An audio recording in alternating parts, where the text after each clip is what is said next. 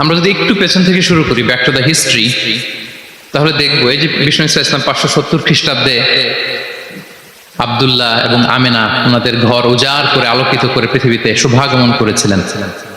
এ ধরার বুকে ওনার শুভাগমনের 2000 বছর আগে সাইয়েদনা ইব্রাহিম আলাইহিস সালাম ওনার আগমনের জন্য আল্লাহ তাআলার কাছে প্রার্থনা করেছিলেন। We have to connect the dots. History বুঝতে হলে আপনাকে ডটগুলো একটু কানেক্ট করে নিতে হবে। বিষ্ণু ইসলামের ধরার বুকে শুভাগমনের 2000 বছর আগে মক্কার ধুধুমরু প্রান্তরে আল্লাহর খলিল ইব্রাহিম আলাইহিস সালাম আল্লাহর কাছে একটা দোয়া করেছিলেন। সেই দোয়াটি দিয়েই আমি শুরু করেছি। সূরাতুল বাকারার 129 নম্বর আয়াতে আল্লাহ তাআলা এই দোয়াটি, সাইয়েদনা ইব্রাহিম আলাইহিস সালামের দোয়াটি হুবহু কোট করেছেন। তিনি দোয়া করেছেন, রব্বানা ওয়াবআথ ফীহিম রাসূলাম মিনহুম ইয়াতলু আলাইহিম আয়াতিক ওয়া ইউআল্লিমুহুমুল কিতাবা ওয়াল হিকমাতা ওয়া ইউযাক্কিহিম ইন্নাকা আনতাল আজিজুল হাকীম। হে আমাদের রব, এই জনপদে তাদের মধ্য থেকে আপনি একজন রাসূল পাঠান, যিনি তাদেরকে আপনার আয়াত তেলাওয়াত করে শোনাবে, আপনার কিতাব শিক্ষা দিবে, প্রজ্ঞা শিক্ষা দিবে এবং তাদেরকে শুদ্ধাচারী বানাবে। এই দোয়াটা সাইয়েদনা ইব্রাহিম আলাইহিস সালাম করেছিলেন। আর এই দোয়ার বদৌলতে প্রায় 2000 বছর পরে ধরার বুকে বিষ্ণু ইসলামের আগমন। সুবহানাল্লাহ বিহামদিহি। এবং রাসূল সাল্লাল্লাহু আলাইহি ওয়াসাল্লাম প্রায় বলতেন, আনা দাওয়াতু আবি ইব্রাহিম, আমি আমার পিতা, আদি পিতা ইব্রাহিমের দোয়ার ফসল। আমার পিতা আমার জন্য দোয়া করেছিলেন। সাইয়েদনা ইব্রাহিম আলাইহিস সালামের 2 সন্তান ছিল, ইসহাক এবং ইসমাঈল আলাইহিস সালাম। রিপিট, আমি আবার বলি, একদিকে ইসহাক আরেকদিকে ইসমাঈল। আমার সাথে সাথে বলেন, একদিকে আরেকদিকে 2 সন্তান। তো এই যে ইসহাকের যে লিনিয়েজ বা চ্যানেল, পৃথিবীর সব নবী এই চ্যানেলে এসেছে। সাইয়েদনা ইসমাঈলের লিনিয়েজ বা চ্যানেলে কোন নবী আসেনি। হাজার হাজার নবী, শত শত নবী সাইয়েদনা ইব্রাহিম আলাইহিস সালামের পরে যারাই এসেছে সবাই ইসহাকের চ্যানেলে এসেছে। ইসমাঈল ইসলামের চ্যানেলে কোনো নবী নেই। এবং পৃথিবীর সব নবীরা ওনাদের উম্মতের কাছে বলতেন যে এই যে নবী আসার ধারাবাহিকতায় সর্বশেষ একজন নবী আসবেন, তিনি হবেন সবার সেরা, সবার সেরা নবী হবেন। তাহলে ইব্রাহিম আলাইহিস সালামের 2 সন্তান, একদিকে ইসহাক আরেকদিকে ইসমাঈল। নবী এসেছে কি ইসমাঈলের চ্যানেলে না ইসহাকের চ্যানেলে?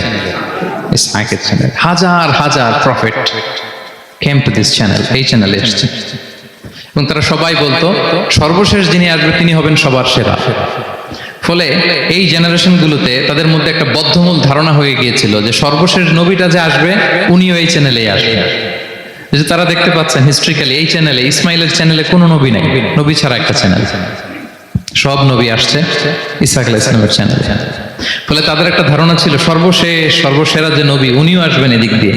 কিন্তু আল্লাহ তাআলা তাদের ধারণাকে নস্যাৎ করে দিয়ে সর্বশেষ নবীকে ইসহাকের চ্যানেলে পাঠান নাই। সর্বশেষ নবী, আখরি নবী, বিশ্ব নবী মুহাম্মদুর রাসূলুল্লাহ সাল্লাল্লাহু আলাইহি সাল্লামকে আল্লাহ তাআলা ইসমাঈল আলাইহিস সালামের চ্যানেলে পাঠিয়ে দিয়েছেন। দেখছেন, চেঞ্জিং দ্য লিডারশিপ ফ্রম বনি ইসরাইল টু বনি ইসমাঈল। সাইয়েদনা ইব্রাহিম আলাইহিস সালামের ছেলের নাম ইসহাক, ইসহাকের ছেলের নাম ইয়াকুব। ইয়াকুব আলাইহিস সালামের একটা উপাধি হচ্ছে ইসরাইল। ইসরাইল মানে হচ্ছে আব্দুল্লাহ, মানে আল্লাহর বান্দা। ফলে উনার যত ডিসেন্ডেন্ট সন্তান তারা সবাই হচ্ছে বনি ইসরাইল, ইসরাইলের বংশধর। তো সব নবীকে আল্লাহ এখানে পাঠালেও শেষ নবীকে আল্লাহ তাআলা পাঠিয়েছেন ইসমাঈলের চ্যানেলে। তার মানে বিশ্বনবী বনি ইসরাইল নন, বিশ্বনবী হচ্ছেন বনি ইসমাঈল, ইসমাঈলের চ্যানেলে এসেছে। আলহামদুলিল্লাহ বলেন।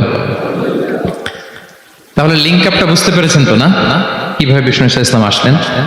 রাসূল ইসলাম প্রায় এইভাবে বলতেন যে আনা দাওয়াতু আবি ইব্রাহিম, আমি আমার পিতা ইব্রাহিমের দোয়ার ফসল। তিনি দোয়া করেছিলেন মক্কার ধুধু প্রান্তরে যে আল্লাহ এই জনপদে একজন নবী দিও। ওনার দোয়ার 2000 বছর পরে আল্লাহ তাআলা এই দোয়া কবুল করেছেন। আমরা তো তাহাজ্জুদের সময় দোয়া করে এরপরের দিন হুজুরের কাছে মাসালার জন্য যাই, হুজুর দোয়া তো কবুল হয় না। এত দোয়া করলাম আল্লাহ তো শুনে নাই। 1 মাস দোয়া করে অস্থির হয়ে যায়। এরপর অনেকে বলে হুজুর কাবার গিলাফটা ধরে দোয়া করেছে, কই কিছু তো পাইলাম না। দেখেন সাইয়েদনা ইব্রাহিম আলাইহিস সালাম দোয়া করেছিলেন সেই কবে, তার 2000 বছর পরে আল্লাহ তাআলা এই দোয়াটা কবুল করেছেন। তো দোয়া যদি কবুল না হয় অস্থির হওয়া যাবে? আওয়াজ করে বলেন, অস্থির হবেন আপনারা? না, অস্থির হওয়া যাবে না। ভরসা রাখুন আল্লাহর উপর। তো বিষ্ণু বলতেন আনা দাওয়াতু আবি ইব্রাহিম, আমি আমার পিতা ইব্রাহিমের দোয়ার ফসল। আবার বলতেন বিশারাতু আখি ঈসা, আমি আমার ভাই ঈসার সুসংবাদের ফসল। মানে রাসূল সাল্লাল্লাহু আলাইহি ওয়াসাল্লামের ইমিডিয়েট আগের যে নবী ঈসা আলাইহিস সালাম, উনি এসেই বলে দিয়েছিলেন যে ইয়াতি মিন বাদি ইসমুহু আহমদ, আমার পরে এক নবী আসবে, তার নাম হবে আহমদ। তাহলে দেখেন বিশ্ব নবী যে আসতেছে, এটা অ্যানাউন্সমেন্টের জন্য আল্লাহ একজন নবী পাঠিয়ে দিয়েছে। He is coming. বিশ্ব নবীর স্ট্যাটাস বুঝতে পারছেন? হি ইজ কামিং, উনি আসতেছেন, এটা বলার জন্য আল্লাহ একজন নবী পাঠিয়ে দিয়েছেন, জিসাস ক্রাইস্টকে, ঈসা আলাইহিস সালামকে পাঠিয়েছেন। তো রাসূল সাল্লাল্লাহু আলাইহি ওয়াসাল্লাম বলতেন বিশারাতু ঈসা, আমি ঈসার সুসংবাদের ফসল। আবার বলতেন ওয়া রুইয়া উম্মি আমিনা, আমি আমার মা আমিনার স্বপ্নের ফসল। রাসূল সাল্লাল্লাহু আলাইহি ওয়াসাল্লামের মা আমিনা যখন কনসিভ করেছেন রাসূল সাল্লাল্লাহু আলাইহি ওয়াসাল্লামকে পেটে, তিনি মাঝে মাঝে স্বপ্নে দেখতেন যে ওনার পেট থেকে একটা আলো বের হয়ে পারস্য সিরিয়ার প্রাসাদগুলোর মধ্যে ঝলকানি দিচ্ছে।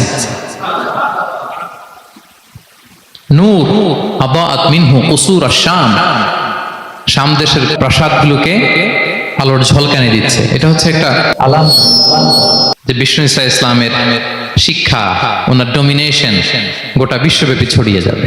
সুবহানাল্লাহি বিহামদিহি। তাহলে আমরা হিস্ট্রিটাকে কানেক্ট করে নিলাম। বিষ্ণু বলতেন আমি আমার পিতা ইব্রাহিমের দোয়ার ফসল, ঈসা আলাইহিস সালামের সুসংবাদের ফসল, আমার মা আমিনার স্বপ্নের ফসল। এবার সামনের দিকে যাই, কি কি স্বতন্ত্র বৈশিষ্ট্য দিয়ে আল্লাহ তাআলা বিষ্ণু ইসলামকে পৃথিবীতে পাঠিয়েছেন। প্রিয় ভাইরা, কোরআনে অনেক নবীর কথা আল্লাহ তাআলা বলেছেন এবং বিভিন্ন সময়ে বিভিন্ন নবীদেরকে আল্লাহ তাআলা নাম ধরে ডাক দিয়েছেন। কি ধরে?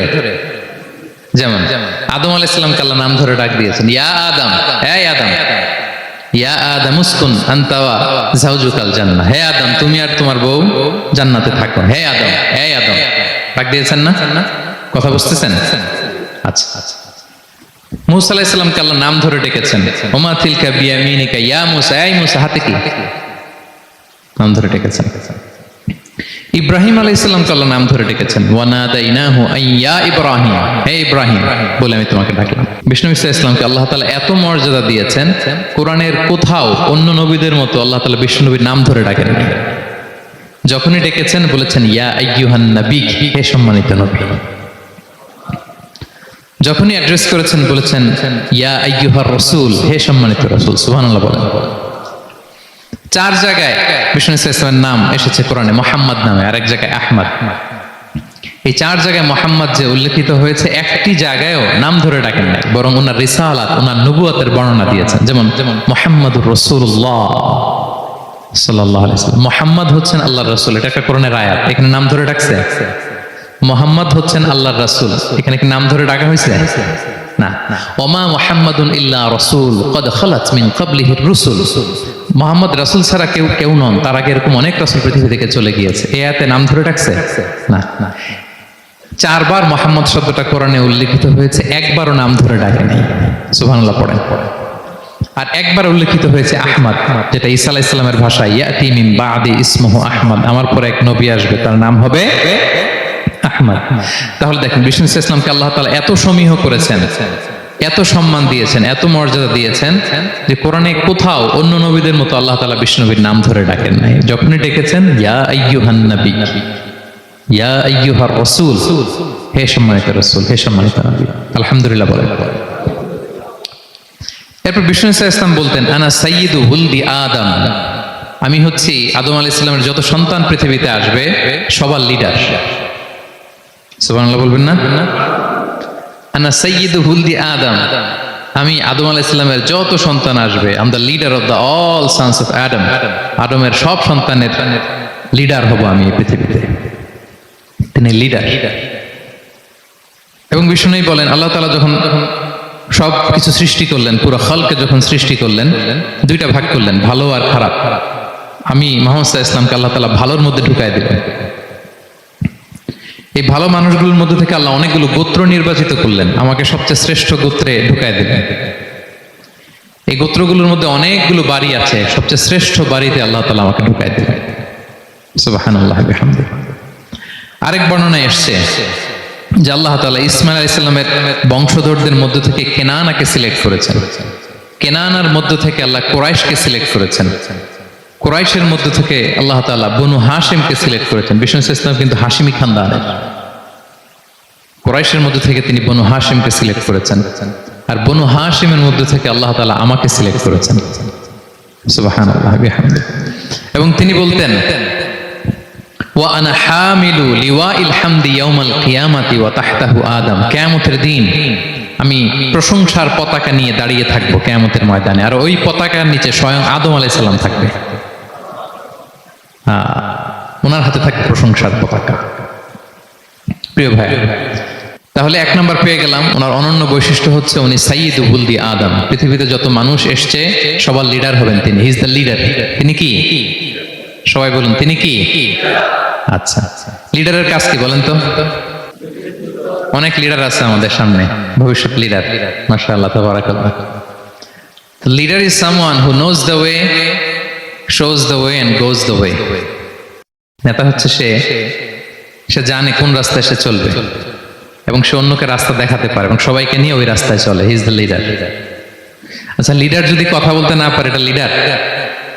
নেতা এটা কি? সে লিডার হতে পারবে না। নেতাকে বক্তব্য করতে জানতে হয়, স্পষ্ট ভাষায় কথা বলতে জানতে হয়, ঠিক কিনা বলেন? আমরা যদি দেখি যে রাসূল সাল্লাল্লাহু আলাইহি ওয়াসাল্লামের এই কোয়ালিটি ছিল কিনা, বক্তব্য দেওয়ার পারঙ্গমতা ছিল কিনা ওনার। রাসূল সাল্লাল্লাহু আলাইহি ওয়াসাল্লাম বলতেন, উতিতু জাওয়ামিউল কালিম, আল্লাহ তাআলা আমাকে জাওয়ামিউল কালিম দিয়েছে। জাওয়ামিউল কালিম মানে কি? তিনি বলতেন কম, এটার অর্থ বেশি। কথা বলতেন এক দুই শব্দের, কিন্তু এটার যে দোতনা, এটার যে আবেদন, এটা মানুষের হৃদয়ে অনেক বড়, অনেক বেশি। সুবহানাল্লাহ। সে ১৫০০ বছর আগে বলে গিয়েছেন, আজও আমরা শুনে অবাক হই, ঠিক কিনা বলেন? উতিতু জাওয়ামিউল কালিম, এটা বিষ্ণু সাল্লাল্লাহু আলাইহি ওয়াসাল্লামের একটা ইউনিকনেস। আর কাউকে আল্লাহ এটা দেননি। অল্প বলতেন, মানুষের হৃদয়ে টাচ করে ফেলতেন। সুবহানাল্লাহ। তিনি ছিলেন সর্বমর্ম বাচন ভঙ্গির অধিকারী। যা বলতেন concise in wording but comprehensive in meaning. শব্দে এটা ছোট, কম, কিন্তু ভেরি কম্প্রিহেন্সিভ। বোঝায়, ব্যাখ্যা, এক্সপ্লেনেশন এটার অনেক বেশি। Very precise and clear. যা বলতেন প্রিসাইজ এন্ড ক্লিয়ার। কতটা প্রিসাইজ এন্ড ক্লিয়ার? আম্মা জান আয়েশা বলেন, ওনার স্ত্রী কি বলেন আমাদের আম্মা জান শোনেন। তিনি বলতেন, লাউ আদ্দাহু লাআদ্দু লাআহসাহু। বিষ্ণু সাল্লাল্লাহু আলাইহি ওয়াসাল্লাম এত প্রিসাইজ এন্ড ক্লিয়ার বক্তব্য দিতেন, কেউ যদি গুনতে চাইতো, দেখি কয়টা বাক্য বলছে, গোনা যেত।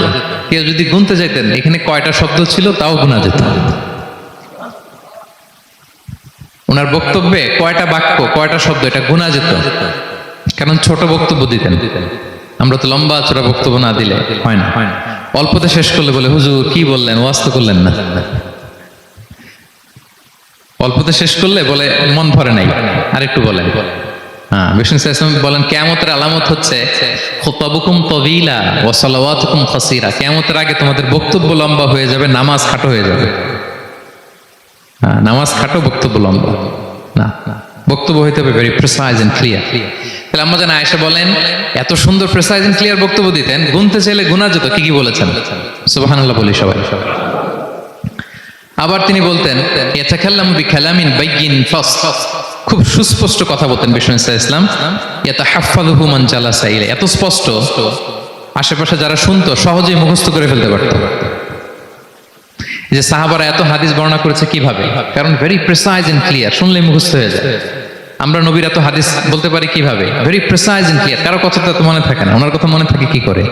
ভেরি প্রিসাইজ এন্ড ক্লিয়ার, শুনলেই মনে রাখা যায়। আবার গুরুত্বপূর্ণ কথা ৩ বার বলতেন। কয়বার? ৩ বার। একবার তিনি বলতেছেন, আত-তাকওয়া হা হুনা, হা হুনা, হা হুনা। তাকওয়া আছে এখানে, এখানে, এখানে। আমরা তো তাকওয়া বানাই ফেলছি এখানে। তাকওয়া বানাই ফেলছি জুব্বার ভিতরে, এই টুপির ভিতরে, তসবির ভিতরে বানাই ফেলছি তাকওয়া, তাই না? কিন্তু বিষ্ণু সাল্লাল্লাহু আলাইহি ওয়াসাল্লাম কি বলেছেন দেখেন, তিনি বলেন, আত-তাকওয়া হা হুনা। তাকওয়া থাকে কোথায়? হৃদয়ে। ওয়ায়ুশিরু ইলা সাদরিহি সালাসা মাররাত। ৩ বার ইঙ্গিত করেছেন। হ্যাঁ, দাড়ি, টুপি, জুব্বা, তাসবিহ অনেক গুরুত্বপূর্ণ অনুষঙ্গ ইসলামের, কিন্তু আসল তাকওয়া থাকে কোথায়? হৃদয়।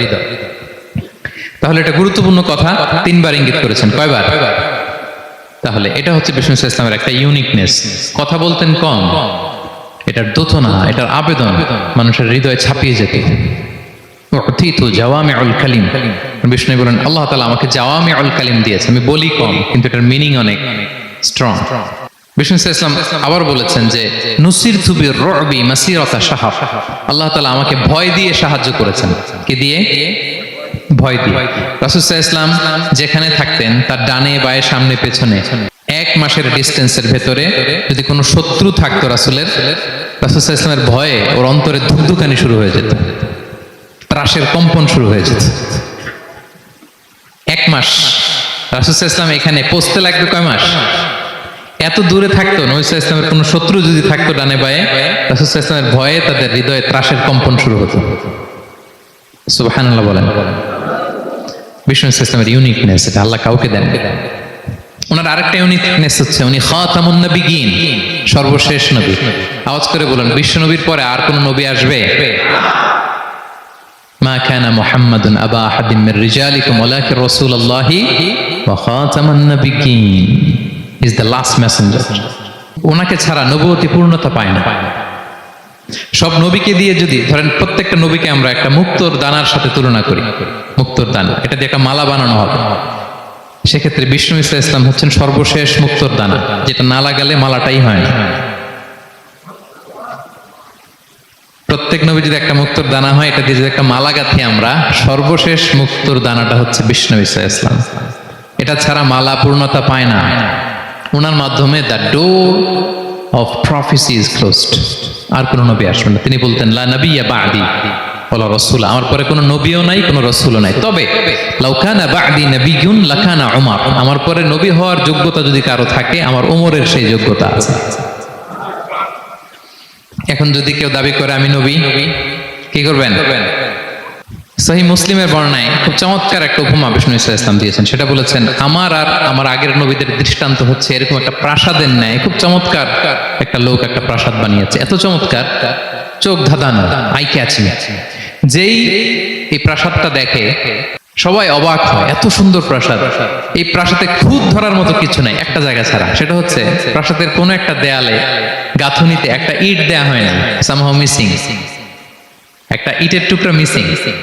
ফলে বাইরে থেকে ঠান্ডা বাতাস ঢুকে একটু অসুন্দর লাগে। তো সবাই প্রাসাদটা ভিজিট করে বলে এত সুন্দর প্রাসাদ, কোনো ভুল হয় না, শুধু একটা জায়গায় ছাড়া এই একটা ইট পড়ে না এখানে। এটা দিলে পুরো প্রাসাদটা পূর্ণ হয়ে যেত। তো ইটকে আরবিতে বলে লাবিনা। বিষ্ণু ইসলাম বলেন ফাআনাল লাবিনা, আমি হচ্ছি সেই নবুয়তির প্রাসাদের ইট, আমাকে না দিয়ে নবুয়তের প্রাসাদই পূর্ণতা পায় না। ফাআনাল লাবিনা, ওইখানে আমাকে সেট করে দিলেই নবুয়তের প্রাসাদ পূর্ণতা পেয়ে যায়। আল্লাহু আকবার বলেন।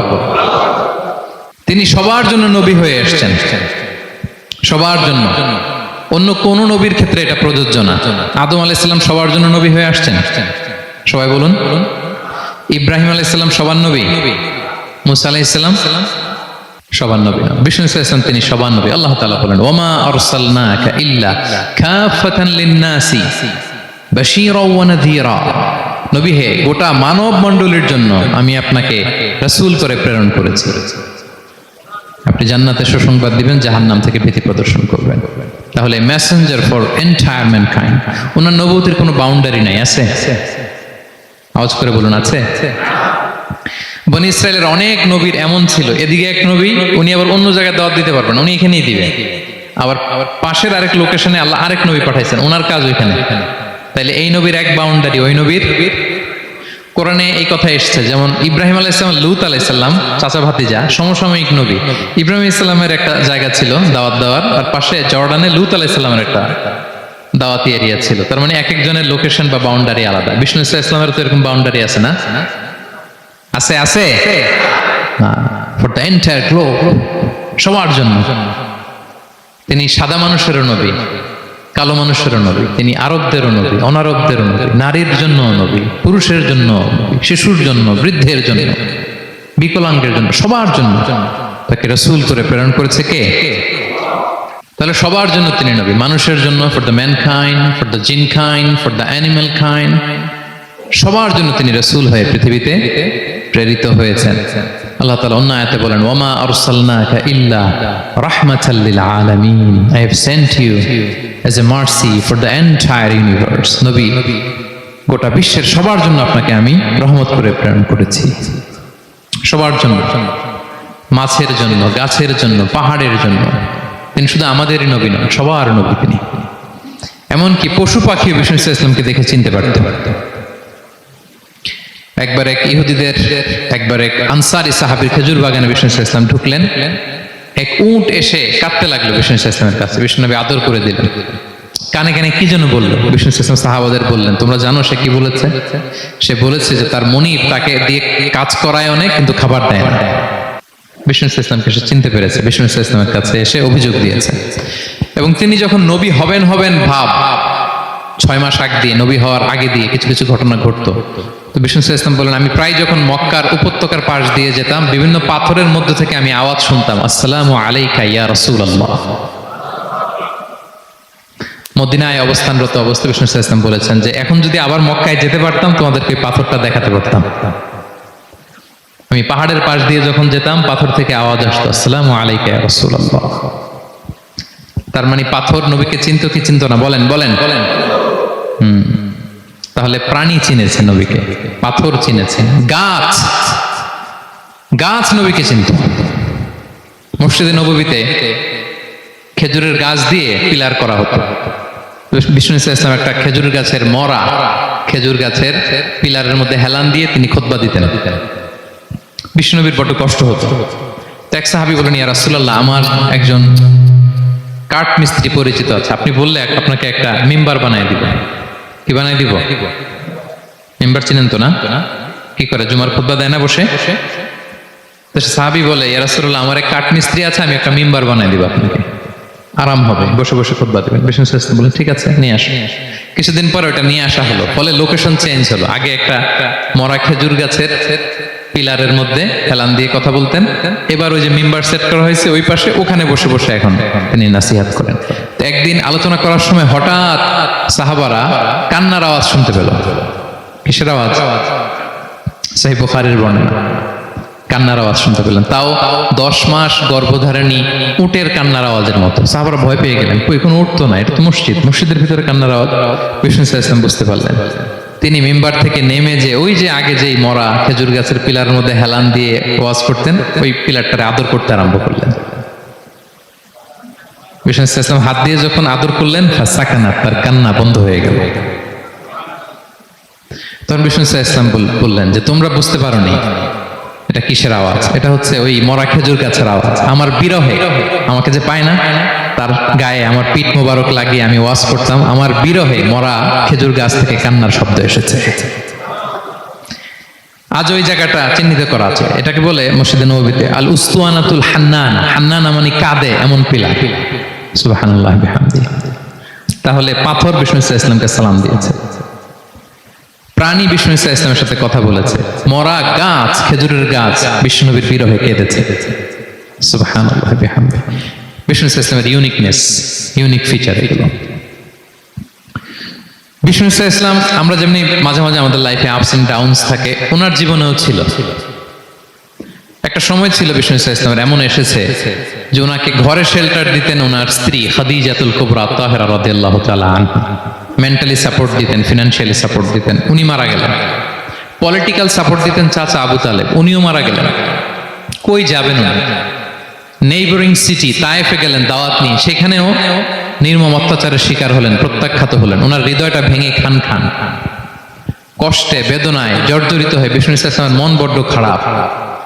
বিষ্ণু ইসলামের এই ভঙ্গুর মনকে ভালো করে দেবার জন্য, সারপ্রাইজ দেবার জন্য আল্লাহ তাআলা আসমানি মিটিং এর জন্য বিষ্ণু ইসলামকে স্পেশালি ইনভিটেশন পাঠিয়েছেন।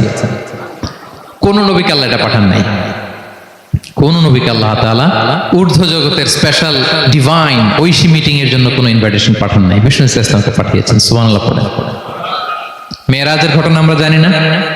আল্লাহ তাআলা সূরাতুল ইসরাতে বলেন, সুবহানাল্লাযী আসরা বিআবদিহি লাইলাম মিনাল মাসজিদিল হারামি ইলাল মাসজিদিল আকসা।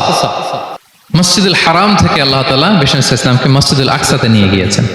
এই ইসরা মেরাজ 2 পার্ট। প্রথমে এটা শুরু হয়েছে মক্কা থেকে, মসজিদুল হারাম থেকে মসজিদুল আকসা পর্যন্ত। মসজিদুল আকসায় উনি একটা স্টেশন দিয়েছেন, তারপর ওখান থেকে ঊর্ধ্ব জগতের কাহিনী শুরু হয়েছে। আল্লাহ তাআলার স্পেশাল কিছু নিদর্শন দেখানোর জন্য, বিষ্ণু ইসলামকে সান্ত্বনা দেওয়ার জন্য, ওনার মন ভালো করে দেওয়ার জন্য আসমানি ইনভিটেশন পাঠিয়েছেন। আল্লাহু আকবার। কোন নবীকে আল্লাহ তাআলা এই মর্তবা দেন নাই, বিষ্ণু ইসলামকে দিয়েছেন। ইউনিক ফিচার, কেউ পাননি এটা। এবং এই যে বললাম তিনি মক্কা থেকে প্যালেস্টাইনে একটা স্টেশন দিয়েছেন, মসজিদুল আকসায় স্টেশন দিয়েছিলেন। তো তিনি বললেন, আমি যখন মসজিদুল আকসায় ঢুকলাম দেখি সব নবীরা আমার জন্য অপেক্ষা করতেছে। সকল নবীর, আমার আগে যত নবীরা এসেছিল সব নবীর অপেক্ষা করতেছে। ফাহানাতিস সালাহ, নামাজের ওয়াক্ত হলো। ফাআমামতুহুম, এই সব নবীদেরকে নিয়ে আমি নামাজের ইমামতি করেছি। সব নবীদেরকে নিয়ে বিষ্ণু ইসা ইসলাম মসজিদুল আকসা ইমামতি করেছেন। এই সুযোগ আর অন্য কোন নবী পেয়েছে কি? আওয়াজ করে বলেন, পেয়েছে? ইউনিক ফিচার বিষ্ণু ইসা ইসলামের। মেরাজে গিয়েছেন, ইউনিক ফিচার। সবাইকে নিয়ে ইমামতি করেছেন, ইউনিক ফিচার। বিষ্ণু ইসা ইসলামের আরেকটা ইউনিক ফিচার হচ্ছে উনি ঘুমালে ওনার অজু ভাঙতো না। অজু অবস্থায় ঘুমাইলে আবার যদি নামাজ পড়তে চাই পড়া যাবে? কি করতে হবে? অজু করতে হবে। কিন্তু বিষ্ণু ইসা ইসলাম ঘুমালে অজু ভাঙতো না। বিষ্ণু ইসা ইসলাম বলতেন, ইন্না আইনাইয়া তানামান ওয়ালা ইয়ানামু কলবি, আমার চোখ ঘুমায় কিন্তু আমার অন্তর ঘুমায় না। সর্বাবস্থায়, জাগ্রত অবস্থায়, ঘুমন্ত অবস্থায় বিষ্ণু ইসা ইসলামের হৃদয় আল্লাহর জিকিরে ব্যস্ত থাকতে। ইবনে আব্বাস রাদিয়াল্লাহু তাআলা আনহু তিনি বর্ণনা করেন, তিনি বলেন, আমি একবার আমার খালার বাড়িতে রাতে ঘুমাতে গিয়েছিলাম। ছোট মানুষ তখন ইবনে আব্বাস। রাসূল সাল্লাল্লাহু আলাইহি ওয়াসাল্লাম ওনার খালু, আবার রাসূল সাল্লাল্লাহু আলাইহি ওয়াসাল্লাম কাজিন, চাচাতো ভাই, অনেক সম্পর্ক, বয়সে ছোট। বললেন যে রাতে আমার খালা মাইমুনা, রাসূল সাল্লাল্লাহু আলাইহি ওয়াসাল্লামের একজন স্ত্রী, আমাদের আম্মাজান মাইমুনা বিনতুল হারিসের বাড়িতে আমি ঘুমাতে গেলাম। আমি ফলো করতাম নবী কি করতেন। দেখলাম মাঝরাতে তিনি উঠলেন, উঠে তাহাজ্জুদের নামাজ পড়লেন। কি বললেন? তাহাজ্জুদ পড়লেন। পরে বিষ্ণু ইসলাম একটু ঘুমালেন। এমন ঘুম, হাত্তা সামি'তু গতীতাহ, ঘুমালে গভীর ঘুমের কারণে শ্বাস প্রশ্বাসের একটা মৃদু শব্দ হয় না বাতাসের? দেখেন কত চমৎকার পর্যবেক্ষণ করতেন তিনি। ইবনে আব্বাস বলেন, হাত্তা সামি'তু গতীতা সাউতি, তার ঘুমের কারণে শ্বাস প্রশ্বাসের যে আওয়াজ, শ্বাস আসতেছে বের হচ্ছে, এটাও আমি কানে শুনতে পেলাম। মানে ভারী ঘুম। তার মানে কি? ভারী ঘুম। তারপর দেখলাম বেলাল ফজরের আজান দিল, বিষ্ণু ইসলাম ঘুম থেকে উঠে আবার নতুন করে অজু না করে যে ফজরের নামাজ পড়া যায়। কেন? কারণ উনি আমাদের মতো ঘুমালে অজু ভাঙতো না। Uniqueness, unique feature of prophet Muhammad সাল্লাল্লাহু আলাইহি ওয়াসাল্লাম, উনি ঘুমালে অজু ভাঙতো না। বিষ্ণু ইসলামের আরেকটা ইউনিক ফিচার হচ্ছে তিনি যখন নামাজে দাঁড়াতেন তিনি সামনে যেমনি দেখতে পেতেন পিছনেও তেমনি দেখতে পেতেন। সুবহানাল্লাহ। আপনি দেখেন পিছনে? হ্যাঁ, আচ্ছা, গাড়িতে বসলে যে ক্যামেরা লাগায় দেখা যায় এখন, না? রাসূল সাল্লাল্লাহু আলাইহি ওয়াসাল্লাম সামনে কেবলায় যেরকম দেখতেন পেছনেও দেখতেন। তো তিনি সাহাবাদেরকে প্রায় বলতেন, এই কাতার সোজা করো, কারণ ইন্নী লা আরাকুম ওয়ারা যাহরি, আমি সামনে যেমনি দেখি পেছনেও কিন্তু দেখি। তিনি পিছনেও দেখতেন। আরেক বর্ণনা এসেছে, ইন্নী ইমামুকুম, খবরদার আমি তোমাদের ইমাম, ফালা তাসবিকুনি বিররুকুই ওয়ালা বিসসুজুদ, আমার আগে কেউ রুকু সিজদা করো না। ইমামের আগে রুকু করলে নামাজ হবে? ইমাম সিজদায় যায়নি, আপনি আগে চলে গেছেন, তা আপনি ইমাম হয়ে গেছেন, হবে? নামাজ হবে? রাসূল সাল্লাল্লাহু আলাইহি ওয়াসাল্লাম বলেন, খবরদার আমার আগে রুকু সিজদা করো না, খবরদার করো না, আমি কিন্তু দেখি। ফা ইন্নী আরাকুম মিন আমামি ওয়া মিন খালফি, সামনে যেমনি দেখি পেছনেও দেখি। সুবহানাল্লাহ। এটা ওনার একটা ইউনিকনেস, আল্লাহ তাআলা স্পেশালি বিষ্ণু ইসলামকে এটা দিয়েছেন। এবার বিষ্ণু ইসলামের আরেকটা ফিচার বলি। বিষ্ণু ইসলামের পিঠ মোবারকে দুই কাঁধের মাঝখানে মাহরুন নবুয়া, দ্য সিল অফ প্রফেসি ছিল, নবুয়তের সিল লাগানো ছিল। আল্লাহু আকবার। এটাকে বলে মাহরুন নবুয়া, দ্য সিল অফ প্রফেসি, তিনি যে নবী এটার সিল ছিল। তাওরাত এবং ইনজিলে এই কথাটা এসছে যে শেষ নবীকে চেনার একটা মাধ্যম হচ্ছে ওনার পিঠে দুই কাঁধের মাঝখানে দ্য সিল অফ প্রফেসি পাওয়া যাবে, নবুয়তের চিহ্ন। আল্লাহু আকবার। এটা অনেক সাহাবারা দেখেছেন এই চিহ্নটা। এটার সাইজ কতটুকু? কান্নাহু বাইদাতু হামাম, কবুতরের ডিমের যে সাইজ ওই সাইজ। কবুতরের ডিম যেরকম ছোট হয় ওই সাইজের। আচ্ছা, অন্য হাদিসে এসেছে কাজিররিল হাজালা, এরকম ছোট্ট ডিমের সাইজ। অনেক সাহাবারা এটা দেখেছেন। সালমান আল ফারিসি রাদিয়াল্লাহু তাআলা আনহু, উনি মুসলিমই হয়েছেন এই দৃশ্য দেখে। সালমান আল ফারিসি রাদিয়াল্লাহু আনহু উনি আরব মানুষ ছিলেন না, নন আরব ছিলেন, পার্সিয়ান, ফার্সিতে কথা বলতেন, মানে ইরান থেকে এসেছিলেন। উনি প্রথমে অগ্নি উপাসক ছিলেন। কি ছিলেন? অর্থাৎ ওই যে জরাথুস্ত যারা আগুন দেখলে এরা পূজা করে, আগুনের পূজা যারা করে, জরস্ট্রেনিয়ান, এই ধর্মে বিশ্বাসী ছিলেন। আগুনের পূজা করতেন ইরানে। তিনিও আগুনের পূজা করে, তার বাবাও আগুনের পূজা করে। তো একদিন বাবা একটা কাজে পাঠিয়েছে, ওই কাজ করতে যেয়ে সে খ্রিস্টানদের গির্জা ক্রস করতেছিল। ছোট মানুষ গির্জা ক্রস করতে যেয়ে দেখে খ্রিস্টানরা কেমন যেন আলাদা ইবাদত করে, নামাজ পড়ে। এটা দেখে খুব ভালো লাগছে, তার খুব ভালো লাগছে। বাড়িতে এসে বাবারে বলে, বাবা আমি দেখলাম যে খ্রিস্টানরা তাদের চার্চে গির্জায় নামাজ পড়ে, এটা তো অনেক সুন্দর, আমরা যে আগুনের সামনে যা করি এটার চেয়ে ওইটা সুন্দর। বাবা বলে, খাইছে, ছেলে তো আমার শেষ হয়ে যাবে। তো বলতেছে, না না বাবা, আমরা যে আগুনের উপাসনা করি এটাই ভালো। উনি বলেন, না আমি অনেক চিন্তা করেছি, ওরা যেভাবে গডের কাছে চায় ওইটা শ্রেষ্ঠ। বাবার সাথে ছেলের সালমানের অনেক তর্ক বিতর্ক। পরে বাবা ভাবলেন, যদি ওকে না আটকাই তাইলে প্রভাবিত হয়ে সে খ্রিস্টান হয়ে যেতে পারে। তো ঝগড়া তর্ক বিতর্ক শেষে তার পিতা তাকে শেকলবন্দি করলো। কি করলো? পায়ে শেকল লাগায় রাখছে। কিন্তু ছেলে তো মনে মনে খ্রিস্ট ধর্মের প্রতি আকৃষ্ট হয়ে গেছে। তো ওই খ্রিস্টানরা তার সাথে লুকিয়ে যোগাযোগ করত। সালমান ওই খ্রিস্টানদেরকে বলল যে, তোমাদের খ্রিস্টান ধর্মের উৎপত্তি কোথায়? বলে, সিরিয়াতে। বলতেছে, এখান থেকে কোনো কাফেলা সিরিয়া যাবে নাকি? বলতেছে, হ্যাঁ, মিশনারি ওয়ার্কে একটা কাফেলা আসতে যাবে। বলতেছে, যেই দিন যাবে আমাকে বলবে। তো যেদিন যাবে তাকে এসে বলা হয়েছে তার বাবা নাই, সে শিকল ভেঙে শিকল সহ কাফেলার সাথে যে জড়িত হয়েছে। দেখেন বিশ্বাস, আদর্শ মানুষকে কিভাবে উজ্জীবিত করে। উনি চলে গেলেন সিরিয়াতে। সিরিয়াতে যে এক পাদ্রির হাতে বায়াত হলেন, কিন্তু এই পাদ্রিটা ছিল ভণ্ড। সে খ্রিস্টানদের দান সৎকা নিয়ে গরিবদের না দিয়ে নিজেই খেয়ে ফেলতো। তো বেচারা পড়লো বিপদে, যে হায় রে, এত সুন্দর ধর্ম রে কারাপ্টেড করতেছে সে। পরে এই পাদ্রি যখন মারা গেল, সালমান সে আরেক পাদ্রির কাছে গেল। আরেক পাদ্রির কাছে গেল, ওই পাদ্রি আবার অনেক ভালো, খুবই ইবাদত করে। তো ওই পাদ্রি কিছুদিন থাকার পরে ওই পাদ্রিও মারা গেল। ওই মারা যাওয়ার আগে সে জিজ্ঞেস করতেছিল যে, পাদ্রি, এই বর্তমান পৃথিবীতে সবচেয়ে ভালো খ্রিস্টান পাদ্রি কে? বলতেছে, আর কেউ নাই। যদি ভালো খ্রিস্টান পাদ্রি তোমাকে পেতে হয়, জানতে হয়, তোমাকে ইরাকের মোসেল শহরে যেতে হবে। এবার মোসেলে যে সে আরেক খ্রিস্টান পাদ্রির কাছে থাকলো। কিছুদিন পরে ওই পাদ্রিও মারা গেল। তো মৃত্যুর আগে তাকে জিজ্ঞেস করছিল যে, পাদ্রি আপনি বলেন তো, আপনার পরে শ্রেষ্ঠ পাদ্রি কে আছে পৃথিবীতে? সে বলতেছে, আমার পরে শ্রেষ্ঠ কোনো পাদ্রি আর পৃথিবীতে নাই, খ্রিস্টান ধর্ম শেষ হয়ে গেছে, নাই।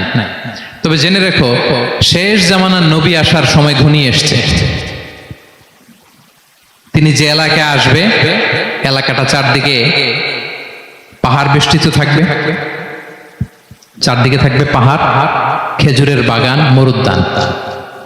তাকে চেনার আলামত আছে। কি আছে? আলামত আছে। এক নম্বর আলামত হচ্ছে, ওই শেষ নবীকে দানের খাবার দিলে তিনি খায় না, কিন্তু উপহার দিলে সে নেয়, খায়। আর তার পিঠে দুই কাঁধের মাঝখানে একটা নবুয়তির মোহর আছে। যদি পারো তার কাছে যে বায়াত হও। সালমান আল ফারিসি পাগল হয়ে গেছে ওনার সন্ধান পাওয়ার জন্য, কিভাবে যাবে। তো উনি কিছু ছাগল পালতেন। একটা কাফেলা তিনি পেলেন, যে কাফেলা আরব কাফেলা, বনু কালবের কাফেলা, আরব দেশে যাচ্ছে। তাদের সাথে তিনি চুক্তি করলেন যে, আমার যত ছাগল আছে এই ছাগলগুলো তোমাদের দিয়ে দিব, তোমরা কি ওই এলাকায় আমাকে পৌঁছে দিবা? তারা বললেন, হ্যাঁ পৌঁছে দিব। সব ছাগল দিয়ে দিলেন, রওনা হইলেন ওই এলাকায়। মাঝপথে তারা তার সাথে জুলুম করলো, অন্যায় আচরণ করলো। তাকে দাস হিসেবে বিক্রি করে দিল ইহুদিদের কাছে। ওয়াদি আল কোরা নামে একটা জায়গা আছে, ওখানকার এক ইহুদির কাছে বিক্রি করে দিল। সে ইহুদির কাছে দাস হিসেবে থাকতে আরম্ভ করলো।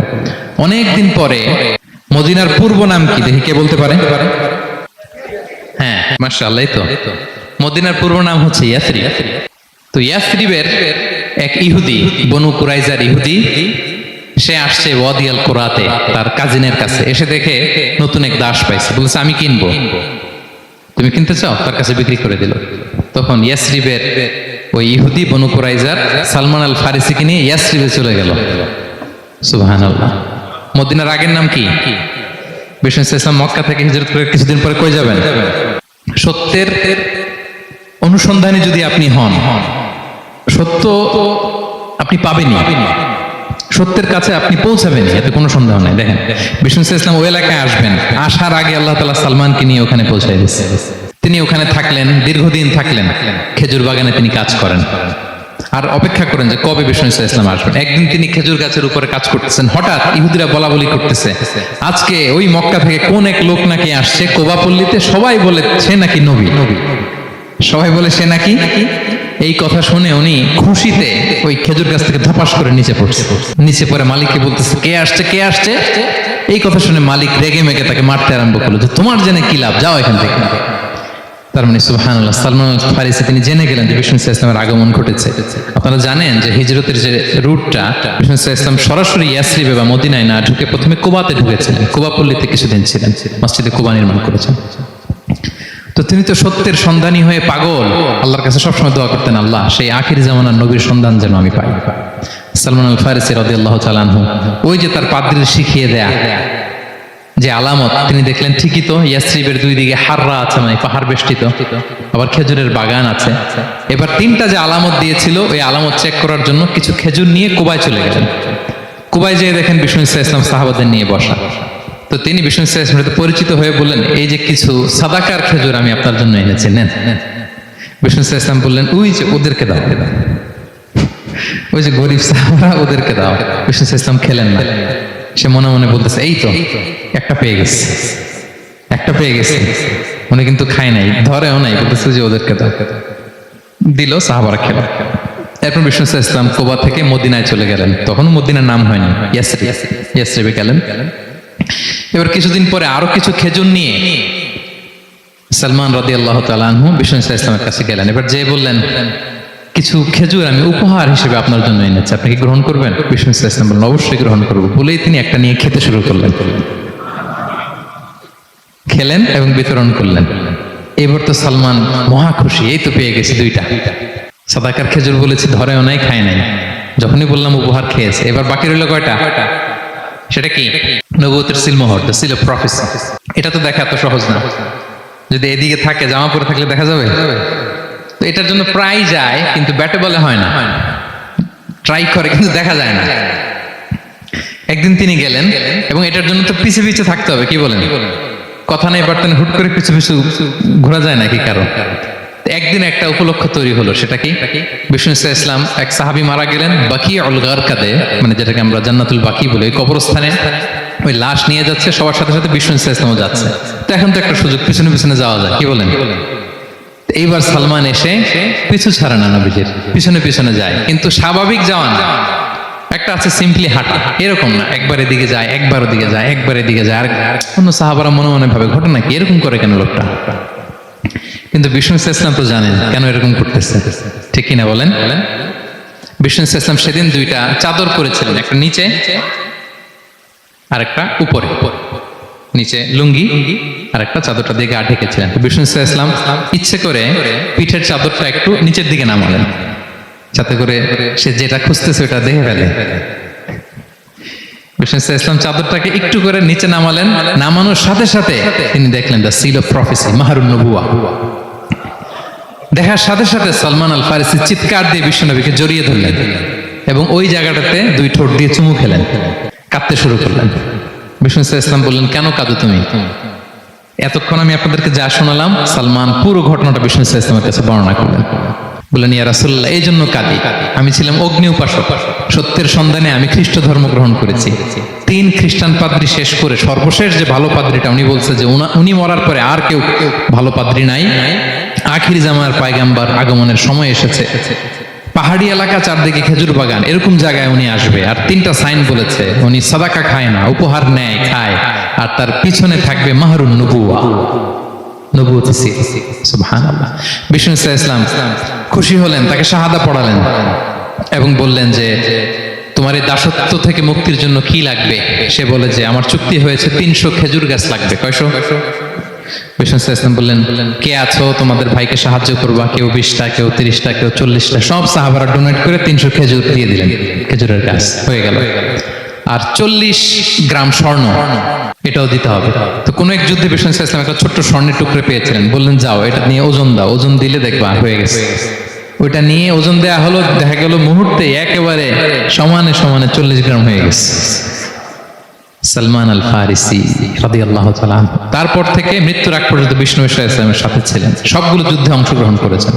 এবং পঞ্চম হিজরিতে ওই যে পরীক্ষা খননের কথা আমরা জানি না, দ্য ব্যাটল অফ ট্রেঞ্চ, এই বুদ্ধিটা আসছিল সালমান রাদিয়াল্লাহু তাআলা আনহুর মাথা থেকে। এটা হচ্ছে ওনার ব্রেন চাইল্ড, কারণ আরব দেশে এরকম পরীক্ষা খনন করার ট্রেডিশনই ছিল না।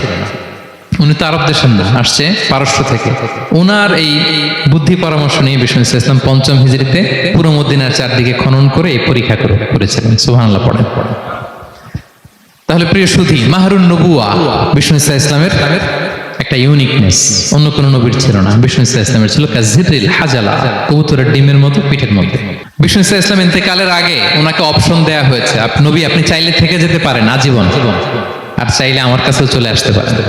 You have option. বিষ্ণু ইসলাম তার রবের সাথে সাক্ষাৎকে চুজ করেছেন এবং ইন্তেকালের আগে তিনি পড়েছিলেন আল্লাহুম্মা গফিরলি ওয়ারহামনি ওয়ালহিকনি বির-রফিকিল আ'লা। আল্লাহ আপনি আমাকে ক্ষমা করুন, আল্লাহ আপনি আমার প্রতি রহম করুন, আল্লাহ আমি আপনার সান্নিধ্যে যেতে চাই, পৃথিবীতে থাকতে চাই না। সুবহানাল্লাহ, অপশন দেয়া হয়েছে। আপনারা অপশন দেয়া হবে? হ্যাঁ, চাইলে আজীবন থাকেন। আমরা অপশন পেলে তো বলতাম আল্লাহ যা হয়েছে এখানেই থাকতে চাই। কি বলেন? বিষ্ণু ইসলাম বলেছেন ইলা রফিকিল আ'লা, হে আল্লাহ আমি আপনার সান্নিধ্যে যেতে চাই। বিষ্ণু ইসলাম ইন্তেকাল করলেন এবং উম্মার জন্য এটা সবচাইতে বড় ফিতনা এবং পরীক্ষা ছিল। এর চেয়ে বড় কষ্টদায়ক বিষয় ছিল না উম্মার জন্য বিষ্ণু ইসলামের ইন্তেকাল। তিনি যখন ইন্তেকাল করলেন, সাহাবারা পাগলের মতো হয়ে গেল। ওমরে ফারুক উনি বিশ্বাসই করে না, মানে আমার নবী মরতে পারে এটা উনি ভাবতেই পারেন না। উনি নাঙ্গা তলোয়ার বের করে বলতে আরম্ভ করলেন, যে বলবে মোহাম্মদ মারা গিয়েছে আমি তার গর্দান উড়িয়ে ফেলব। পরিস্থিতি অত্যন্ত ভয়ঙ্কর। আবু বকর রাদিয়াল্লাহু তাআলা আনহু তিনি আয়াত তেলাওয়াত করলেন, ওমা মুহাম্মাদুন ইল্লা রাসূল ক্বাদ খালাত মিন ক্বাবলিহির রুসুল। মুহাম্মদ রাসূল ছাড়া কিছু নন, তার আগে অনেক রাসূল এভাবে চলে গেছে। তিনি যদি মারা যায় বা শহীদ হয় তোমরা কি আবার আগের কুফরিতে ফিরে যাবে? এই আয়াত যখন তেলাওয়াত করলেন ওমর ফারুক হাঁটু গেড়ে বসলেন। তিনি বললেন, এই আয়াত তো আমি আগেও জানতাম, অনেক তেলাওয়াত করেছি, কিন্তু আমার মনে হলো এই মাত্র আয়াতটা নতুন করে শুনলাম, এই মাত্রই বোধহয় কোরআনের আয়াতটা নাজিল হয়েছে। সাকিফায়ে বনু সাঈদার মধ্যে সবাই বসে আবু বকর রাদিয়াল্লাহু তাআলা আনহুকে খলিফা হিসেবে নির্বাচিত করা হলো। বিষ্ণু ইসলামের ইন্তেকাল শেষ, গোসল দেয়া শেষ। আমরা যেমনি মারা গেলে আমাদের জামা খুলে অন্য একটা জামা পরিয়ে গোসল দেয়া হয়, বিষ্ণু ইসলামের ক্ষেত্রে এটা হয়নি। ওনার গায়ের জামা খোলা হয়নি, যেই জামাটা ছিল ওই জামাটার উপরই গোসল দেয়া হয়েছে। ওনার ইউনিকনেস। এবং বিষ্ণু ইসলামের জানাজার নামাজে কেউ ইমামতি করেনি। কে হবেন ইমাম? উনিই তো ইমাম, গোটা বিশ্বের ইমাম, ঠিক কিনা বলেন? কে হবে ওনার জানাজার ইমাম? কেউ না। সাহাবারা ডিসাইড করলেন কেউ ইমামতি করবে না।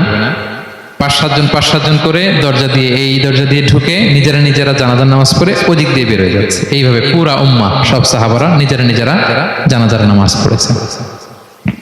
এবং নবীদের বৈশিষ্ট্য হচ্ছে নবীরা যেখানে মারা যায় ওখানেই কবর দিতে হয়। জানেন এটা? বিষ্ণু ইসলাম মারা গিয়েছিলেন আম্মা জান আয়েশা রাদিয়াল্লাহু তাআলা আনহার ঘরে, ফলে ওখানেই বিষ্ণু ইসলামের কবর হয়েছে, ওখানেই কবর। এবং ওই কবর দেওয়ার পরেই, ওই কবর দেওয়া ঘরের ভিতরে আম্মা জান আয়েশা রাদিয়াল্লাহু তাআলা আনহা যতদিন বেঁচে ছিলেন ওখানেই ছিলেন, কবরের পাশে। এরপর বাবা মারা গেলেন আবু বকর, বিষ্ণু ইসলামের পাশে কবর দেয়া হলো। বাবা আর স্বামীর পাশেই থাকলেন।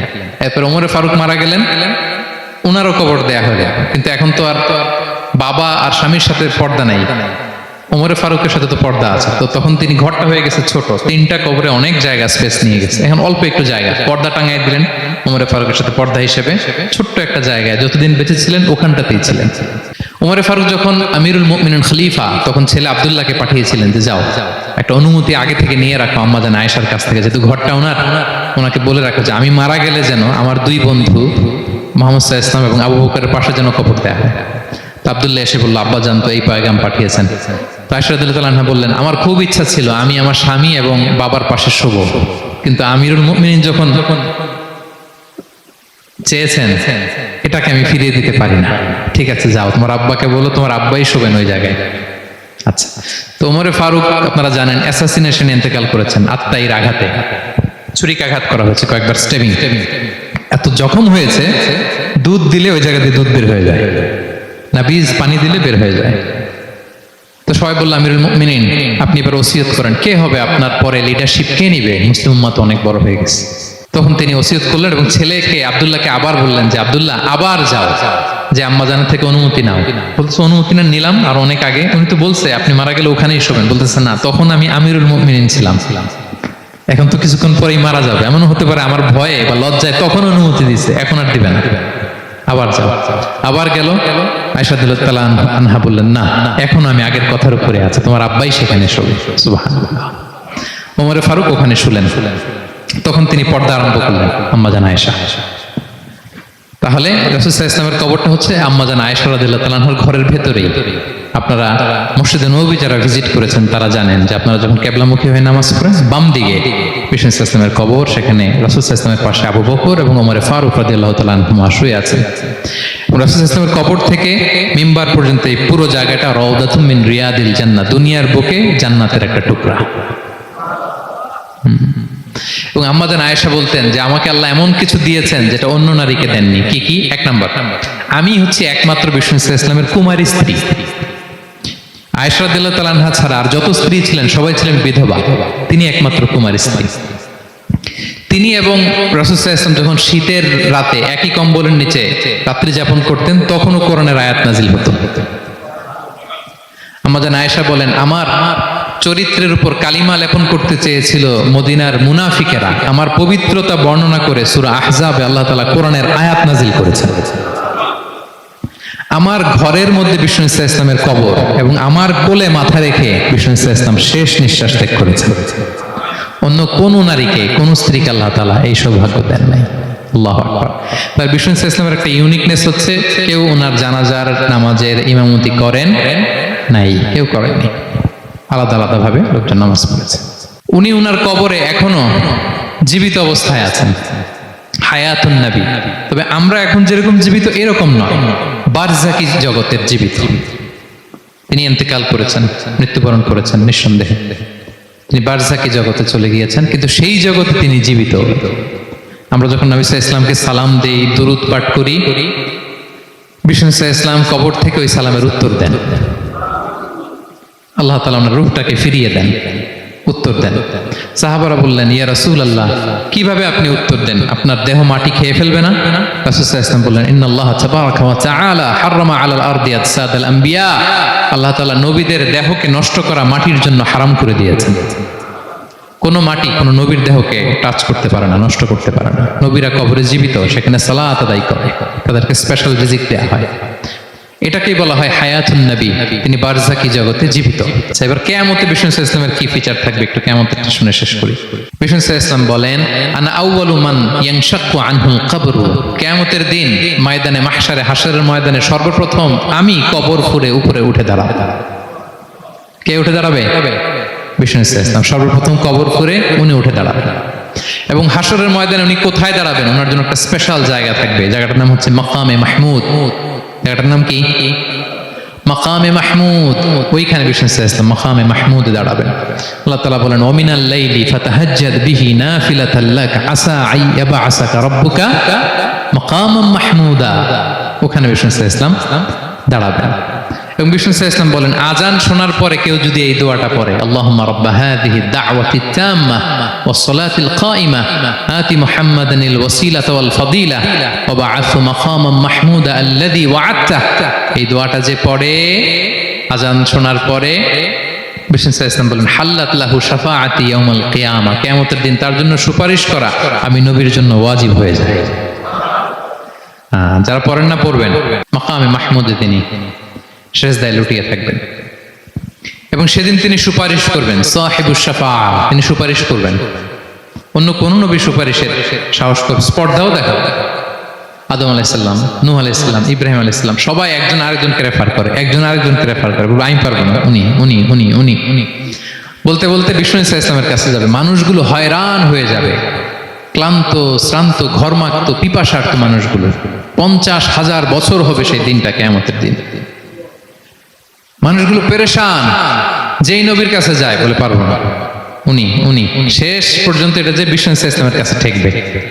বিষ্ণু ইসলাম কোথায় থাকবেন যেন? জায়গাটার নাম মাকামে মাহমুদে সেজদা অবস্থায় থাকবেন। সেজদা অবস্থা থাকে। সব নবীরা বলবে নাফসি নাফসি, আল্লাহ তুমি আমারে বাঁচাও, আল্লাহ আমারে বাঁচাও, আল্লাহ আমারে বাঁচাও। কিন্তু বিষ্ণু ইসলাম সেই মাকামে মাহমুদের সেজদায় লুটিয়ে কাঁদতে থাকবেন আর বলবেন উম্মতি উম্মতি উম্মতি, হে আল্লাহ আমার গুনাহগার উম্মতকে বাঁচাও, আল্লাহ আমার গুনাহগার উম্মতকে তুমি বাঁচাও। কাঁদতে থাকবেন বিষ্ণু ইসলাম ওই জায়গায়। তখন আল্লাহ তাআলা বলবেন ইয়া মুহাম্মদ ইরফা রাসাক, হে মুহাম্মদ মাথা তোলো, কুল তুসমা, আজকে তুমি যা বলবে তাই শোনা হবে, সাল তুআতা, যা চাবে তাই দেয়া হবে, ওয়াশফা তুশাফা, যার জন্য সুপারিশ করা হবে, যার জন্য সুপারিশ তুমি করবে তার জন্যই সুপারিশ কবুল করা হবে। বিষ্ণু ইসলাম তখন সুপারিশ করবেন, শুরু করবেন স্টার্টিং। তো বিষ্ণু ইসলামের সুপারিশ আমরা চাই কি চাই না বলেন? আল্লাহ তাআলা আমাদেরকে বিষ্ণু ইসলামের সুপারিশ লাভে ধন্য করুক, আমরা পড়ি আমিন। বিষ্ণু ইসলাম স্টার্ট করবেন সুপারিশ করা এবং হাউজে কাউসারের পানি বিতরণ শুরু করবেন। হাউজে কাউসারের নাম শুনেছেন?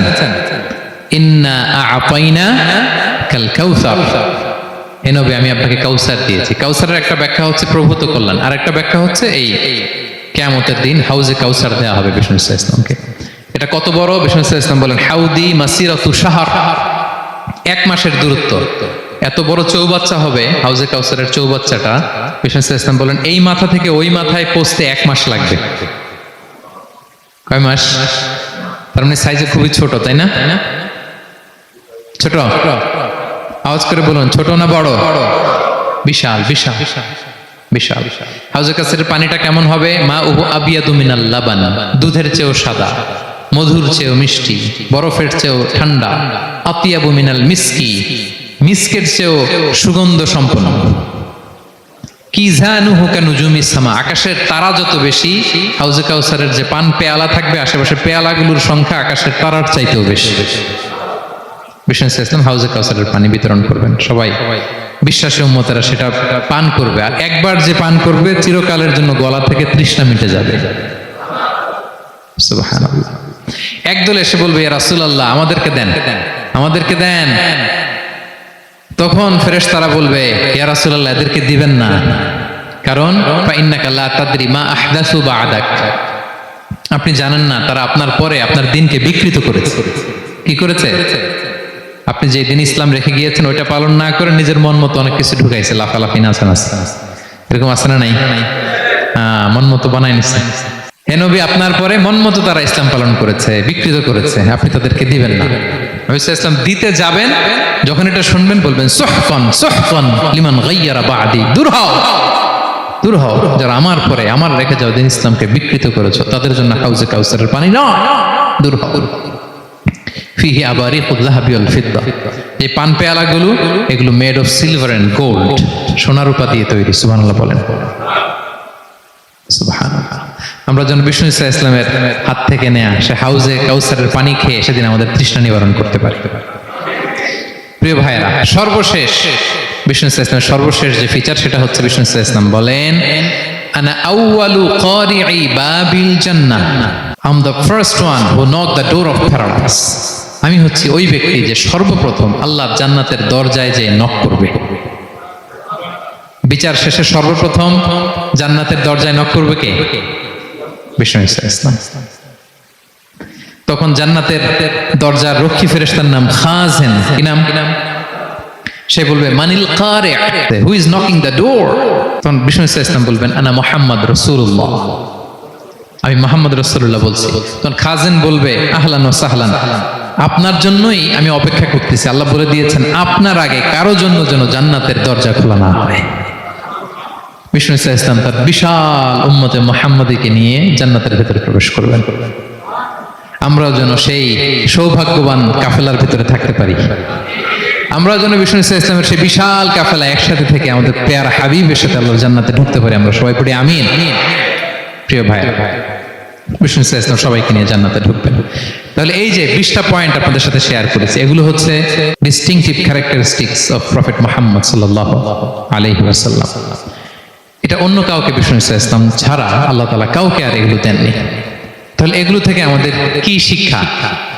কয়েকটা লেসন শেয়ার করে আমরা শেষ করে দেব ইনশাআল্লাহ। 1 নাম্বার লেসন হচ্ছে প্রিয় ভাইরা, বিষ্ণু ইসলামের এই ইউনিক ফিচার গুলো শুনে আমরা কি বুঝলাম, কি জানলাম, সেটা হচ্ছে প্রথম লেসন হচ্ছে আমাদের এই যে আপনারা অনেকে দেখলাম যে শুনে অবাক হচ্ছেন এবং অনেকে বলতেছেন যে এই প্রথম শুনলাম এটা। তার মানে অনেক কিছু আমরা জানি, কিন্তু বিষ্ণু ইসলামের জীবনের ব্যাপারে অনেক কিছুই আমরা জানি না। আমরা কেউ শেক্সপিয়ার পড়েছি, কার্ল মার্কস পড়েছি, আমরা রবীন্দ্রনাথ পড়েছি ঠিকই, বঙ্কিমচন্দ্র চট্টোপাধ্যায় পড়েছি, শরৎচন্দ্র পড়েছি, হুমায়ুন আহমেদ পড়েছি, হ্যাঁ, হ্যারি পটার পড়েছি, কেউ কত কি যে উপন্যাস গল্প বাকি নাই আমাদের, সব পড়েছে, কিন্তু বিষ্ণু ইসলামের একটা সিরাত উল্টে দেখা হয়নি। এরকম আছে না নাই? অনেক পড়েছি কিন্তু বিষ্ণু ইসলামের সিরাত পড়ি নাই, তার মানে কিছুই পড়িনি। প্রথম লেসন হচ্ছে একবার হলেও জীবনে আমাদের বিষ্ণু ইসলামের সিরাতটা পড়ে দেখা উচিত। আগামী বছরের রবিউল আউয়াল আসার আগেই আমরা একটা ভালো সিরাত গ্রন্থ শুরু থেকে শেষ পর্যন্ত পড়ব। তাহলে রাসূল ইসলামের সিরাত যেন আমরা পড়ি প্রিয় ভাইরা। এক নম্বর লেসন, যারা পড়েছেন তারা আবার নতুন করে পড়বেন, নতুন করে রিভাইজ দিবেন, কি বলেন? দুই নম্বর লেসন হচ্ছে কেন আমরা পড়বো। রাসূল ইসলামের জীবনী পড়ার মধ্য দিয়ে প্রিয় নবীজির প্রতি আমাদের ভালোবাসা বৃদ্ধি পায়। এই যে আজকে এটা শুনে আপনাদের প্রিয় নবী ইসলামের প্রতি আকর্ষণ, ভালোবাসা বৃদ্ধি পেয়েছে না? বলেন পেয়েছে। সিরাত যখন আপনি পড়বেন আপনি অবাক হবেন, এত চমৎকার জীবনে ছিল আমার প্রিয় নবীজির, ওনার প্রতি ভালোবাসা বৃদ্ধি পাবে। আর নবীর প্রতি ভালোবাসার দরকার আছে না নাই? বলেন। হুব্বুহু আল ঈমান, নবীর প্রতি ভালোবাসা এটা ঈমানের অংশ বা অঙ্গ না, নবীরে ভালোবাসাই হচ্ছে ঈমান। নবীর ভালোবাসাটাই কি? ঈমান। আপনার নবীর ভালোবাসা নাই তো আপনার ঈমানই নাই। বিষ্ণু বলেন লা ইউমিনু আহাদুকুম হাত্তা আকুনা আহাব্বা ইলাইহি মিন ওয়ালাদিহি ওয়া ওয়ালিদিহি ওয়ান নাসি আজমাইন। বিষ্ণু বলেন সে প্রকৃত মুমিনই হতে পারবে না যতক্ষণ না সে তার সন্তানের চেয়ে, তার পিতার চেয়ে, দুনিয়ার সবকিছুর চাইতে আমি নবীকে যদি বেশি প্রায়োরিটি না দেই, আমি নবীকে যদি সবচেয়ে বেশি ভালো না বাসে, সে মুমিনই হতে পারবে না। তাহলে আমাদের হৃদয়ে সবচেয়ে বেশি থাকতে হবে বিশ্বনবীর ভালোবাসা, ঠিক কিনা বলেন? এই যে আমরা মুম্বাইতে ভারতের কারা কারা বিশ্বনবীর নামে কটূক্তি করেছে, 12,000 নবী প্রেমিক মার্চ টু মুম্বাই ঘোষণা দিয়েছে, ঠিক কিনা বলেন? এটা হচ্ছে নবীর প্রতি ভালোবাসা, এটাই ঈমান। বিষ্ণু সাল্লাল্লাহু যখন এই হাদিস বললেন যে সবচাইতে যদি আমাকে কেউ ভালো না বাসে সে মুমিন নয়, ওমরে ফারুক তো অবাক হয়ে গেলেন। উনি কিছুক্ষণ আগে বলতেছিলেন যে রাসূলুল্লাহ আমি আপনাকে সবচাইতে বেশি ভালোবাসি, তবে ইল্লা নাফসি, আমার নিজের আত্মাটারে আমি এর চেয়ে বেশি ভালোবাসি, সবচেয়ে বেশি ভালোবাসি আমার আত্মাটারে, এরপরে ভালোবাসি আপনাকে। রাসূল সাল্লাল্লাহু আলাইহি ওয়াসাল্লাম বললেন লা ইয়া উমর, তোমার ঈমান এখনো পূর্ণ হয়নি। ওমরে ফারুক অবাক হলেন, শকড। তিনি বললেন এতে যদি আমার ঈমানই পূর্ণ না হয়, যার কারণে আমি আখিরাত চিনলাম, জান্নাত চিনলাম, আল্লাহর পরিচয় পেলাম, তিনি তো আমার কাছে সবচেয়ে বেশি প্রিয়। মুহূর্তেই তিনি দ্ব্যর্থহীন কণ্ঠে ঘোষণা করলেন যে ইয়া রাসূলুল্লাহ, ঠিক এই মুহূর্ত থেকে দুনিয়ার সবকিছু, এমনকি আমার নিজের জানের চাইতেও, আত্মার চাইতেও আমি আপনাকে বেশি ভালোবাসি। বিশ্বনবী বললেন, সহিহ বুখারীর বর্ণনা, আল আন ইয়া উমর, উমর এখন কামুলা ঈমানুক, এই মাত্র তোমার ঈমানটা পরিপূর্ণ হয়েছে। তাহলে আপনি যদি সিরাত পড়েন আপনার ঈমান পূর্ণ হবে, ঈমানের পূর্ণতা প্রাপ্তি হবে। 3 নম্বর লেসন হচ্ছে সিরাত পড়লে যে লাভ। রাসূল সাল্লাল্লাহু আলাইহি ওয়াসাল্লামের জীবনে অনেক আপস এন্ড ডাউনস ছিল, বিপদ ছিল, চড়াই উতরাই পেরিয়ে তিনি শেষ পর্যন্ত গিয়েছেন। এই বিপদগুলো আপনার জীবনেও আসে, সেক্ষেত্রে আপনি কানেক্ট করতে পারবেন। যেমন আপনার জীবনে আপনি অসুস্থ হন না মাঝে মাঝে, নবীও অসুস্থ হতেন, তো আপনি জানতে পারবেন যে উনি অসুস্থ হলে কি করতেন। আপনার জীবনে যেমনি বিপদ আসে, রাসূল সাল্লাল্লাহু আলাইহি ওয়াসাল্লামের জীবনে তো বিপদ এসেছে, তাহলে বিপদগ্রস্ত হলে কি করতে হবে এটা আপনি জানতে পারবেন। যারা বিবাহিত, মাঝে মাঝে স্ত্রীর সাথে মনোমালিন্য হয় না? কথা কন না কেন? হয়। রাসূল সাল্লাল্লাহু আলাইহি ওয়াসাল্লামেরও হতো এটা, মানবীয় কারণে স্ত্রীদের সাথে মনোমালিন্য হতো। ওই পরিস্থিতিতে রাসূল সাল্লাল্লাহু আলাইহি ওয়াসাল্লাম কিভাবে ডিল করতেন? সমাধান পাবেন, সলিউশন পাবেন, সান্ত্বনা পাবেন। তাহলে জীবনের পরতে পরতে আপনি রাসূল সাল্লাল্লাহু আলাইহি ওয়াসাল্লামের সিরাত থেকে সমাধান খুঁজে পাবেন, সান্ত্বনা পাবেন যদি সিরাত পড়েন। 4 নাম্বার, সিরাত অধ্যয়নের মাধ্যমে তাকে ফলো করার অনুপ্রেরণা পাওয়া যায়। আমরা ফলো করব কাকে? মুহাম্মদ সাল্লাল্লাহু, আমরা হচ্ছে তার ফলোয়ার, মুহাম্মদ সাল্লাল্লাহু আলাইহি ওয়াসাল্লামের ফলোয়ার, ঠিক কিনা বলেন? এবং আল্লাহর ভালোবাসা যদি আমরা পেতে চাই, আল্লাহ বলেন ফাত্তাবিউনি ইউহিব্বুকুমুল্লাহ, যদি আল্লাহর ভালোবাসা চাও নবী সাল্লাল্লাহু আলাইহি ওয়াসাল্লামের অনুসরণ করো, এটা অবশ্যই করতেই হবে। তাহলে সিরাত যদি আমরা পাঠ করি, তার বিষ্ণু সাল্লাল্লাহু আলাইহি ওয়াসাল্লামকে অনুসরণ করার প্রেরণা আমাদের মধ্যে আসবে। সবশেষ কথা হচ্ছে তার প্রতি ভালোবাসার নমুনা হিসেবে আমরা যেন তার প্রতি বেশি বেশি দুরূদ শরীফ পড়ি। আল্লাহুম্মা সাল্লি ওয়া সাল্লিম ওয়া বারিক আলাইহি সাল্লাল্লাহু আলাইহি ওয়া সাল্লাম। আল্লাহুম্মা সাল্লি আলা মুহাম্মদ ওয়া আলা আলি মুহাম্মদ كما صليت على إبراهيم وعلى آل إبراهيم إنك حميد مجيد اللهم بارك على محمد وعلى آل محمد كما باركت على إبراهيم وعلى آل إبراهيم إنك حميد مجيد পারেন না এগুলো আপনারা? যে যেটা পারেন বেশি বেশি দুরূদ পড়বেন। দুরূদ এটা এমন ইবাদত, এই ইবাদত আল্লাহ নিজেও করে, ফেরেশতাদেরও করতে বলে, আমাদেরও করতে বলে। ইন্নাল্লাহা ওয়া মালাইকাতাহু ইউসাল্লুনা আলান নবী, আল্লাহ এবং ফেরেশতা ওনারাও রাসূল সাল্লাল্লাহু আলাইহি ওয়াসাল্লামের উপর দুরূদ পাঠায়। হে বিশ্বাসীরা, ইয়া আইয়ুহাল্লাযীনা আমানু সাল্লু আলাইহি ওয়া সাল্লিমু তাসলিমা, আল্লাহুম্মা সাল্লি ওয়া সাল্লিম ওয়া বারিক আলাইহি। রাসূল সাল্লাল্লাহু আলাইহি ওয়াসাল্লামের উপর বেশি বেশি দুরূদ পাঠ করতে হবে। একবার যে দুরূদ পড়ে আল্লাহ বলে তার উপর আমি 10টা রহমত নাযিল করি। বিশেষ করে জুমার দিনে রাসূল সাল্লাল্লাহু আলাইহি ওয়াসাল্লামের প্রতি আমরা যেন বেশি বেশি দুরূদ পড়ি। কোন দিনে মনে থাকবে? জুমার দিনে এক সুন্নাত হচ্ছে সূরা কাহাফ তেলাওয়াত করা, আর একটা সুন্নাত হচ্ছে বেশি বেশি রাসূল সাল্লাল্লাহু আলাইহি ওয়াসাল্লামের উপর কি পড়া? দুরূদ পাঠ করা। মনে থাকবে তো? তাহলে প্রিয় ভাইরা, আসুন আমরা প্রতিজ্ঞা করি, আমরা বিষ্ণু সাল্লাল্লাহু আলাইহি ওয়াসাল্লামের একটা ভালো সিরাত গ্রন্থ শুরু থেকে শেষ পর্যন্ত আগামী রবিউল আউয়াল মাস আসার আগে আমরা পড়ব। জীবনের প্রতিটি ক্ষেত্রে নবী সাল্লাল্লাহু আলাইহি ওয়াসাল্লামের অনুসরণ করব। হ্যাঁ, পারা যাবে? ফ্যামিলিতে, সমাজে, রাজনৈতিক ময়দানে, সব জায়গায় বিষ্ণু সাল্লাল্লাহু আলাইহি ওয়াসাল্লামের অনুসরণের দরকার আছে না নাই? তাকেই অনুসরণ করতে হবে। মুক্তি পেতে চাইলে তাকেই অনুসরণ করতে হবে। আসুন জীবনের প্রতিটি অঙ্গনে আমরা যেন শুধু তাকেই অনুসরণ করি, কারণ তাকে অনুসরণ করার মধ্যেই রয়েছে আমাদের জীবনের আলোকস্নাত মুক্তি। আল্লাহ তাআলা আমাদের সবাইকে কথাগুলো বোঝার ও আমল করার তৌফিক দান করুন।